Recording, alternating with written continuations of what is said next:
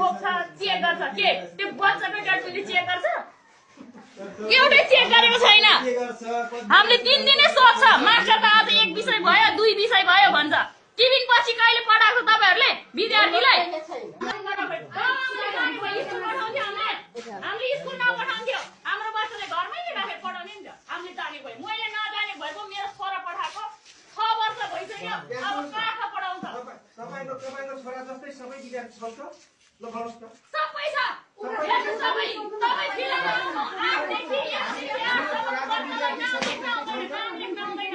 हाम्रो फिल्ममा आउनु तपाईँ 12 धुरी खोटेहरू छन् 12 धुरी खोटे छन् त्यहाँ 8 देखि 1 देखि 8 सम्मको बच्चालाई नाम लेख्न पनि आउँदैन नाम लेख्न पनि आउँदैन अनि मास्टर पनि कतिसम्म पढेको मास्टरहरुको 6 मा पढ्ने मान्छेलाई क सिकाउने अनि त्यो बच्चाहरु परीक्षामा त के लेखेर पास भएको त घण्टा लेखेर पास भएको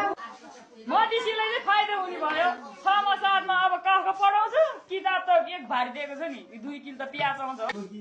हामी त हाम्रो छोराको पढाइ बिग्रियो हामी त के भएर बिग्रियो भनेर सोध्न आएको हामी त अनि 6 7 मा पढ्ने मान्छेलाई कख